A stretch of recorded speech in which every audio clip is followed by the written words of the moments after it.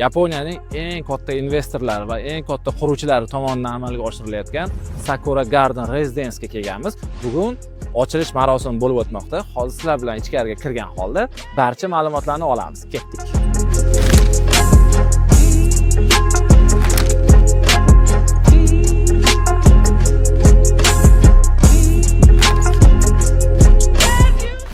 Bu Sakura Garden loyihasi Farg'ona shahrida amalga oshirilmoqda va e'tibor berishingiz kerak bo'lgan jarayonlardan biri aynan Farg'onadagi eng birinchi premium toifadagi turar joy majmuasi. Shu Sakura Garden haqida to'liqroq ma'lumot olmoqchilik, chunki bizni ko'rib turgan yurtdoshlarimizga bu narsa juda ham muhim bo'ladi. Hop, o'shaning uchun sizlardan iltimos qilgan bo'lardik. Shu Sakura Garden qanaqa loyiha va nimalarni o'z ichiga olgan, shular haqida tushuntirib beramiz. Birinchi, ikkinchi qavatlari natural bo'ladi, ya'ni magazin, mol bo'ladi. 3-qavatdan 16-qavatgacha жилой bo'ladi, penthouse bo'ladi. Ya'ni o'zini bitta mol bilan turar joydan tashqari Shogun gastitsasi ham bo'ladi. Ya'ni Shogun gastitsasining oldida o'zini bozorchasi, magazinlari ham bo'ladi. Hammasi yapon dizayniga moslashgan bo'ladi. Bu Farg'onadagi yagona proyekt bo'lyapti. Ya'ni eng katta Shogun mehmonxonasi ham tushyapti. 3 gektardan iborat bo'lyapti. 3 gektardan iborat bo'ladi. Buni qurib bitkazilish vaqti qachonga mo'ljallangan? 2028-yilda oxirlariga rejalashtirganmiz. Yaxshi. Xo'p.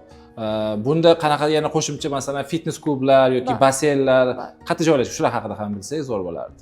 Xo'p, bizni proyektimizdan tashqari ikkinchi etaj molda tepasida biz o'zimizning basseynimiz joylashgan bo'ladi. Ya'ni mana bu 3 ta narsadan tashqari mana bu yerda basseyn joylashgan bo'ladi. Ya'ni podzemniy parkovkalari ham bor, yonida o'zini biznes sentri ham bo'ladi. Bundan tashqari fitness zallari, orqada Sakura xiyoboni bo'ladi. Aynan mana shu Sakura daraxtlari, ya'ni ekilinadimi haqiqatda? Ha, hammasi ekilinadi. Mana biz hozir ko'rib turibman, renderda juda ham chiroyli qilingan. Haqiqatda shu narsa bo'ladi, to'g'rimi? Ha, bo'ladi. Birga bir kopiya bo'ladi. Ya'ni bu loyiha premium loyiha hisoblanadi. Premium loyiha. Yaxshi, zo'r. Hurmatli yurtdoshlar, hozir biz endi yapon investorlarning vakili bilan suhbatimizni olib boramiz. Assalomu alaykum. Sardor aka, assalomu alaykum. Siz bizga shu tarjima qilib turasiz gaplarini.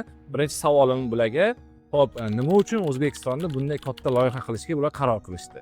ウズベキスタンの可能性がとてつもないポテンシャルを秘めているということを、僕はその上の人たちに教えていただいて、今回ウズベキスタンでこのプロジェクトをやることになりました。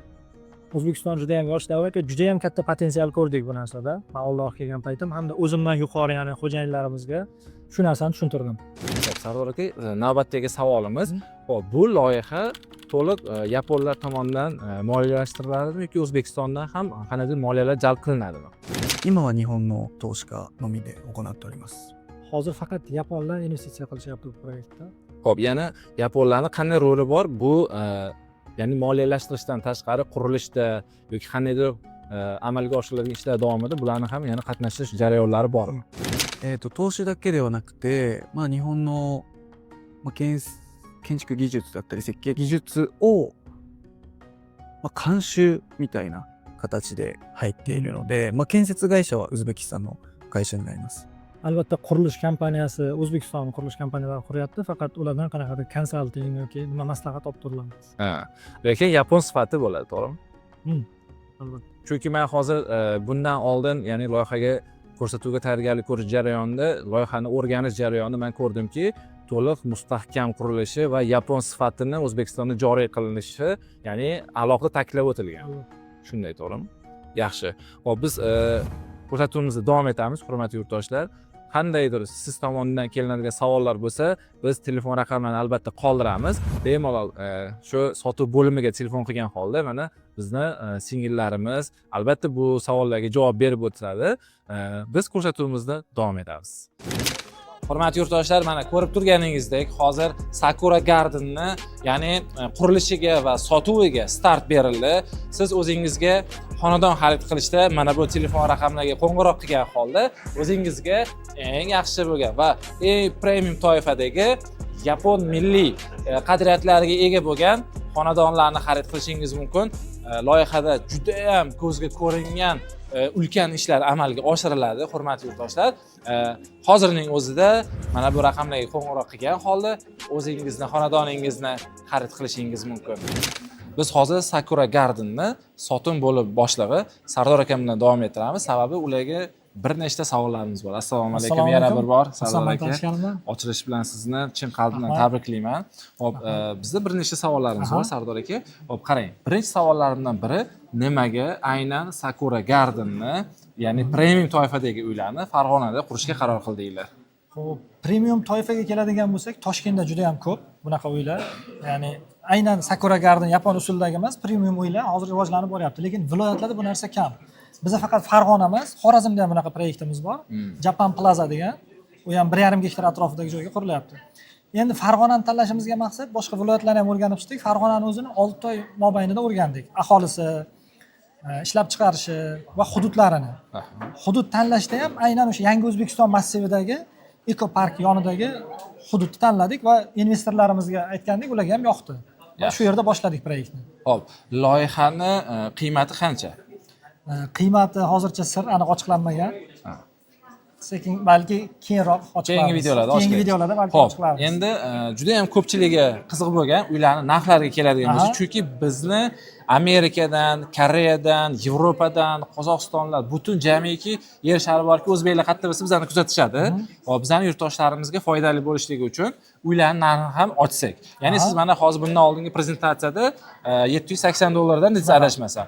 Bu narxlar qanday qilib yuzaga keldi va nimadan hisoblab olindi? Xo'p, prezentatsiyada ko'rgan bo'lsangiz, sabablari ko'p. Masalan, sifatga kelishimiz mumkin yoki bunaqa proyekt, bunaqa hamma narsani o'z ichiga olgan, ya'ni shopping mall. Misol uchun, nafaqat O'zbekistonning brendlari, yapon brendlari ham, boshqa xalqaro brendlarni ham olib kelamiz yoki mehmonxona. Biznes sentrlar bor ichida. Hatto shopping mall tepasi ikkinchi etajda swimming poollar, ya'ni basseynlar bor, ochiq basseyn, detskiy plashatka, bolalar maydonchasi. Hamma narsani o'z ichiga olgan. O'sha bundan tashqari sifat, xavfsizlik va boshqa bir qancha kriteriyalarni oladigan bo'lsak, bu bunaqa juda qimmat proyekt hisoblanmaydi. Keyin masalan, bundan qimmat narxda Toshkentdan ham bemalol olayotganlar bor. Bizning maqsadimiz, auditoriyamiz, ya'ni targetimiz Toshkentdan ham olayotgan o'sha mijozlarimizga o'shandan kam bo'lmagan sharoitlarni, loyiha infratuzilmani ko'rsatib, Farg'onani o'zida qurib berish. Yaxshi. Va meni ya'ni o'sha hududda sakura daraxtlari meni o'zimni, ya'ni e'tiborimni tortdi. Aynan shu sakura daraxtlar ekiladimi yo'qmi? Ekiladi, Yaponiyadan olib kelinadi. Prezentatsiyada ko'rgan har bir narsangiz shu birga bir kopiyada sakura daraxti o'sadimi O'zbekistonda? O'zbekistonda o'sadi, nima qilganlar bor. Hali unaqa katta natijaga erishilmagan, chunki sakura nima? Bizning gilosga o'xshaydi. Gilos tasavvur qiling, faqat meva tugmaydi. Faqat gullaydi, chiroyli bo'lib turadi. Bundan tashqari prezentatsiyada o'sha nimalar bor? Suv havzasi. Sun'iy ko'llar bor. Sun'iy ko'llar. Bu narsa Yaponiyada juda ham mashhur. Har bir tuman, kelyapsa mahallalarda shunaqa sun'iy ko'llar bor. Ichida baliqlar bor, toshbaqalar bor. Biz shuni O'zbekistonda tatbiq qilmoqchimiz, olib kelmoqchimiz. Qoyil, juda ham zo'r. Chunki bunaqa loyiha biz endi ko'p shu uylarning ichida, ko'p qavatli uylarning ichida yuramiz. Juda ko'p ma'lumotga egaman desam bo'ladi. Ya'ni bunaqa loyiha hali O'zbekistonda yo'q. Men chin ko'ngildan omad tilayman. Endi keyingi savolimiz, ya'ni uylarning kvadratlari qancha kvadratdan boshlanib, qancha kvadratgacha davom etishi? O'zi eng kichkina kvadraturamiz o'sha 24 metr kvadratdan boshlanadi, bir xonaliklar. Eng kattasi 3 xona, 4 xonaliklar. Ular 130 kvadratgacha. Xohlasangiz planirovkani o'zingiz xohishingiz bo'yicha ham xonalarni ko'paytirib, kamaytirib o'zgartirishingiz mumkin. Yaxshi, juda ham zo'r. Xo'p, loyihani bitish jarayoni qachon? 2 bosqichdan iborat. Birinchi bosqich Sakura Garden loyihamiz 2028-yilda birinchi choragida topshirish kutilyapti. Bu 3 ta blokdan iborat. Birinchi bloki A blok. O'sha 192 ta kvartirani o'z ichiga oladi. Umumiy 574 ta kvartira bor. Ya'ni Sakura Garden'da demak bizning yurtdoshlarimiz 2028-yildan boshlab yashashsa bo'ladi. Shunaqa. Yaxshi, juda ham zo'r. Xo'p, endi loyihani, ya'ni bitta siz bundan oldingi o'sha prezentatsiyalarda gapirib o'tdingizki, Shogun proyekt dedingiz, to'g'rimi? O'sha haqida ham qisqacha bersak. Umumiy proyektimiz o'zi Shogun. Aslida 6 gektarni tashkil qiladi. Faqat 3 gektariga nima deydi, ruxsat chiqqani uchun 3 gektarda boshlaymiz. Bu Shogunning ichidagi Sakura Garden bu Bitta loyiha. bitta loyihasi. Ya'ni faqat jiloy o'sha turar joy bilan shopping mall. Bundan tashqari Shogunning o'zi katta proyekt 3 gektar. Uning ichida mehmonxona bor, biznes sentr bor, do'konlar bor. Yana boshqa bir qanchalik qulayliklar bor. Bir xillarga ko'pchilik aytadi $780 masalan qimmat, to'g'ri qimmat tuyulishi mumkin viloyatga, lekin tuyulishi mumkin, lekin buni ichidagi qulayliklar Toshkentda ham hali yo'q deb ayta olaman. Misol uchun bundan keyin mana oddiy aholida mashinalar ko'payib boryapti, to'g'rimi? Hammada.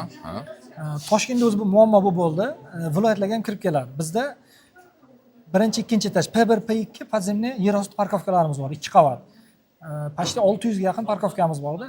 Hozir bilinmasligi mumkin, 5 yil, 10 yildan keyin bu ham muammo bo'ladi. Albatta, albatta. 5 yil, 10 yil, 20 yildan oldindan hisoblab, hattoki yerosti parkovkalarini ham qurishga qaror qildik.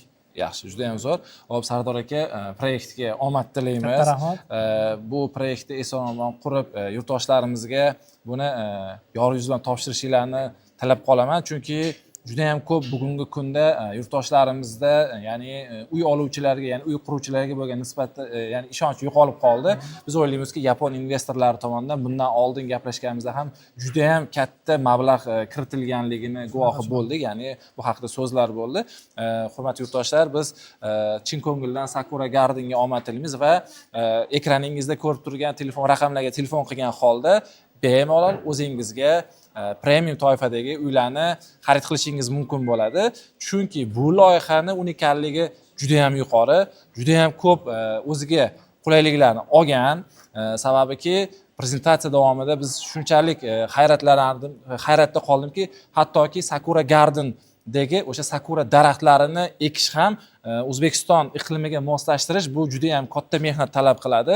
O'shaning uchun sizlarning ishinglarga omad tilaymiz.